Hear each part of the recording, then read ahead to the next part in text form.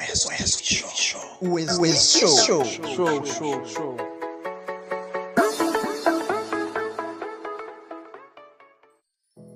Reka nongere mbasuze kandi nkomeze kubifuriza kugubwa neza abakunzi ba Wezo TV Show. Ni TIG turamuzike nkushimira amaze gukanda subscribe kandi nawe utarayikanda urebe munsi y'iki kiganiro ahantu handitse subscribe ubundi ukandemo, bizagufasha kujya umenya ko twaprodinze ubundi unyarukuze wumve byinshi biba bigiye bitandukanye. Kandi nawe ushobora kuba iki ari cyo kiganiro cya mbere wumvise kuri Wezo TV Show, unyaruka wumve n'ibindi biba bigiye bitandukanye, dore ko biriho kandi ibiganiro byo tuzakomeza kugenda tubibahereza 5 kuri 5. Nsuhuze abantu badukurikirana bari mu gihugu cy'u Rwanda, yewe n'abadukurikirana bari hanze y'igihugu cy'u Rwanda. Muri abantu b'abagabo, Imana igikomeza ibarebe icyoroshye. Mwebwe mumeze neza ni sawa cyane, kandi namwe mutameze neza ibintu biraza kugenda bisobanuka kabisa.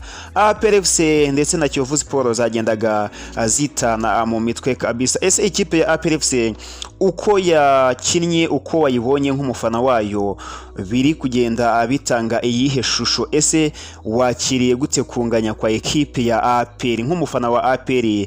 Tubwire muri comment. Umufana wa Kiyovu Sport, ese kuba Kiyovu Sport ikuye inota kuri ekipe ya APR FC wabyakiriye gute? Muragenda mudusangiza ibitekerezo muri comment kabisa. Tugiye kuba tuganira kuri umukino tuwusesengure turebe ese ikipe ya APR FC irava he ikajya hehe, ni iki kiri kugenda gitangazwa mu bafana muri rusange, dore ko abafana ba ekipe ya APR FC byanga byakunda nyuma y'umukino baba bagomba kugaragaza imbamutima zabo kabisa. Mutwemerere tubane muri iki kiganiro. So reka tubanze duhere muri Premier League turebe uko imikino yagendaga ikinwa, deni tuze twanzika ku mukino wa ekipe ya APR FC ndetse na Kiyovu Sport. Newcastle yatsindaga ikipe ya Manchester United igitego 1-0. Mwabantu mwe ikipe ya Manchester United iragana hehe? Brentford yatsindaga Luton Town ibitego 3-1. Burnley yatsindaga Sheffield United. Sheffield United yanahawe ikarita y'umutuku, yatsinzwe na Burnley ibitego 5-0. Nottingham Forest yatsinzwe na ekipe ya Everton igitego 1-0. Arsenal yatsinze Wolves ibitego 2-1. N'ibitego 2 bya Arsenal byagiyemo hakiri kare kabisa. Benshi baravuga bati ikipe ya Arsenal ishobora kuba igiye kubatiza Wolves, ariko byaje kuba birangira ari ibitego 2-1. Uyu munsi hari imikino itandukanye muri Premier League, ariko turayibabwira mu kiganiro kigiye kuba agikurikira iki ngiki. Niyo mpamvu ukwiye gukanda subscribe kugira ngo kitaza kuba kigucika. Reka twanzike twigire ku mukino wahuzaga ekipe ya APR FC ndetse na Kiyovu Sport muri rusange. No mukino wari wakiriwe na ekipe ya Kiyovu Sport. Ni Kiyovu Sport muri iyi minsi iri kugenda ibasha ikipe ya APR FC bitandukanye no mu minsi yashize. Mu minsi yashize Kiyovu Sport kuba yakora inota kuri APR byabaga ari nk'inkuru, ariko muri iyi minsi ubona ko ari ekipe isigaye ibasha ikipe ya APR FC muri rusange.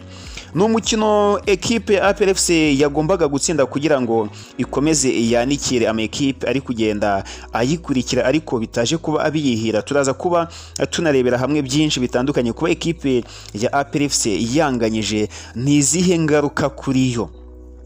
Abakinnyi Kiyovu Sport yabanjemo mu izamu hari witwa Nzeye Rwanda Jihad, Niyonzima Olivier Sefu, Ndizeye Eric, Tuyisenge Hakimu, Mugiraneza Froduwari, Sharifu Ubayo, Mugunga Yves, Richard Kilongozi, Nizeyimana Juma, Nizigiyimana Karim, Makenzi n'uwitwa Iradukunda. Abo nibo bakinnyi Kiyovu Sport yaje kuba ibanzamo kabisa. Mu gihe ekipe ya APR FC mu izamu harimo uwitwa Pave Nzira, nkuko bisanzwe we yamaze kuba ametiriza, yamaze kuba akonfirma ko ari we munyezamu ukomeye muri ekipe ya APR FC. Kuri kabiri ifite na Ombolenga yakinanaga n'uwitwa Claude Yunusu Kerema. Hagati hari uwitwa Luwanga, uwitwa Bosco ndetse na Pichu. Kuri karindwi hacaga uwitwa Baka, 11 Mugisha Gilbert, Victor Mbawoma akina kuri attaque. Ngabo abakinnyi ekipe ya APR FC yaje ko ikoresha. Mu basimbura hari uwitwa Alexandre Placide Christian, Press Buregeya, Apam Asongwe, Yannick Nshuti, Charles Banga Benjamin n'uwitwa Diedoni. Ngabo abakinnyi bari bari ku ntebe y'abasimbura. Shaibubu ntabwo yigeze abanza mu kibuga, ntiyanagiye ku ntebe y'abasimbura. Sinzi ibibazo bishobora kuba bihari. Reka dukomeze twirebere umukino wa ekipe ya APR FC ndetse na Kiyovu Sport. N'umukino watangiranye imbaraga zidasanzwe. Ni Kiyovu Sport yagaragaje urwego rwo hejuru, nyamara mbere y'uyu mukino byagendaga bivugwa ko ekipe ya Kiyovu Sport yatangarije ubuyobozi bwayo ko itazitabira umukino wa ekipe ya APR FC itarahembwa. Then nyuma ubuyobozi bwaje kuba buhemba abakinnyi, ariko biri kuvugwa ko batahembwe amezi yose, dore ko biri kugenda bivugwa ko bagezwemo amezi 5, ariko bikagenda bitangazwa ko bahembwe ukwezi kumwe. Bityo byaje kuba bituma abakinnyi ba Kiyovu Sport basanga abayobozi bayo aho bagomba kwitegura ekipe ya APR nk'ibiri kugenda bitangazwa. Ni ekipe ya Kiyovu Sport urebye umukino yakinnye ukareba n'ibibazo bimaze iminsi bitangazwa muri ekipe ya Kiyovu Sport nta hantu bihuriye habe na gato. Ni ekipe ya Kiyovu Sport yakinnye umukino ukaba wakwibaza ngo kuki ikipe itari mu ma ekipe 3 ya mbere muri shampiyona y'u Rwanda ubundi bipfira hehe. Ni umukino watangiye ekipe ya Kiyovu Sport itangira isatira ku buryo bukomeye cyane ku munota wa 19 uwitwa Abazombwa Richard Kilongozi. Uyu no mukinnyi biri kugenda binavugwa ko yamaze kuba asinya muri ekipe ya Rayon Sport. Yaje kuba atsinda igitego cyiza cyane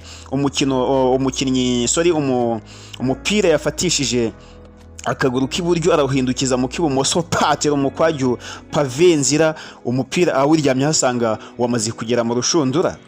N'umukinnyi Abazombwa Richard Kilongozi wagaragaje itandukanye, wagaragaje ko ari umukinnyi international, ni umukinnyi ukomoka mu gihugu cy'i Burundi. Rwose uyu mukinnyi ni umuhanga pe.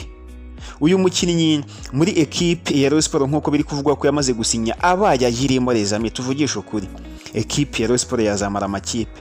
Mbega umukinnyi we, ni umukinnyi ufata umupira ku buryo kuba wawo umwaka akenshi umukorera ikosa. Uyu mukinnyi ntabaho.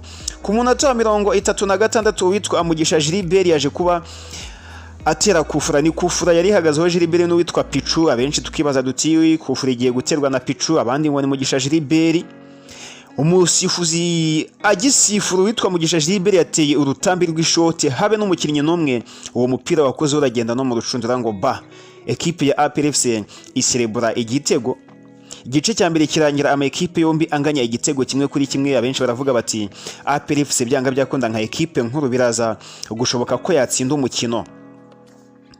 Mu gice cya kabiri amakipe yakinnye arasatirana ku munota 40 ekipe ya APR FC yiharira umupira pe, yiharira umupira. Benshi baravuga bati ibi bintu nibibaho ku buryo hari naho babana batanga imipira mu kibuga, ba ekipe ya Kiyovu Sport bafataga umupira bakawutinza mu rwego rwo kugira ngo bakomeze barya iminota, kuko ni ekipe ya Kiyovu Sport yasatiriwe pe, ihushwa ibitego bitabaho, irasatirwa abana bagira babona ko bikomeye.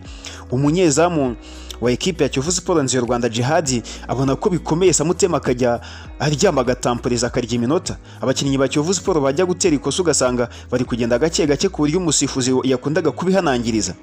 Ntabwo byari byoroshye imbere ya ekipe ya Kiyovu Sport ku buryo ekipe ya APR FC yaje guhusha uburyo butabaho ihusha igitego. Muntu utarebye umupira wa Kiyovu Sport na APR FC wahombye byinshi pe, wahombye byinshi. Ni ekipe ya APR FC umukino waje kurangira inganyije na Kiyovu Sport igitego kimwe kuri kimwe. Abenshi bakagenda bibaza bati ekipe ya Kiyovu Sport kuba ikuye inota rimwe kuri APR FC mu by'ukuri byari bikwiye. Ese ekipe ya APR FC kuba idatsinze umukino niki ishobora kuba yahombaho? Turaza kubireba mu nkuru ziri imbere.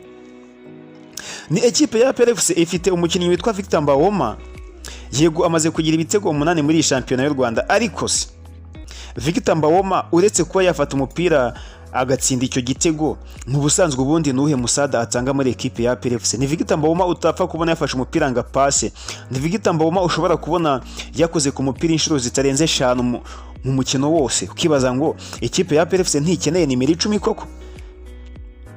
Biri kugenda binatangazwa ko muri uku kwa mbere ekipe ya APR FC bidahindutse igomba gushaka umwataka. Ni ekipe ya APR FC ikeneye nimero 6 ugomba kujya afatikanya n'uwitwa Tadeo Ruwanga.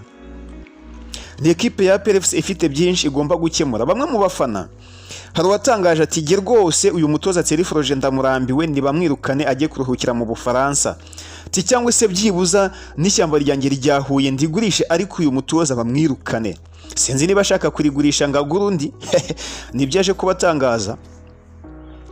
Batuye umutoza bamwirukana ajye kuruhukira mu Bufaransa n'ishyamba ryanjye ryihuye ndemera ndigurisha ariko bamwirukane. Birashoboka ko ashaka kurigurisha ngo agwire APR FC umutoza nta wamenya. Undi aravuga ati ekipe ya APR FC yatakaje kuri AS Kigali, kandi koko nibyo APR FC ntabwo yakagombye kuba yarahushije amanota 3 kuri AS Kigali. Bati ikipe ya APR FC yatsinze Sunrise igitego kimwe ku busa, ariko ni igitego twabonye twakwiye mu menyo ya rubamba, kandi koko ibi ni byo umufana agendemeranya nawe. Ekipe ya APR FC inganyije na Kiyovu. Reka twemere ko ekipe ya APR FC journée y'imikino 12 muri Primus National League nta mukino n'umwe iratsindwa, ariko se kubita iratsindwa umukino n'umwe amanota ifite no yakaba yifite, ntabwo rero yakaba yifite, kuko reka twemere ko itaratsindwa umukino n'umwe, ariko iyo urebye ubu yicaye ku mwanya wa mbere na 26, ariko se ekipe ikurikiye ifite 25. So ni byinshi tugiye kugenda tubagezaho mu kanya gato mu kiganiro kindi kigiye kuba kibageraho, kandi subscribe kugira ngo utazagucikwa byinshi n'amakuru imikino tugenda tubagezaho 5 kuri 5. Mamwe kumwe na TIG Tura Music.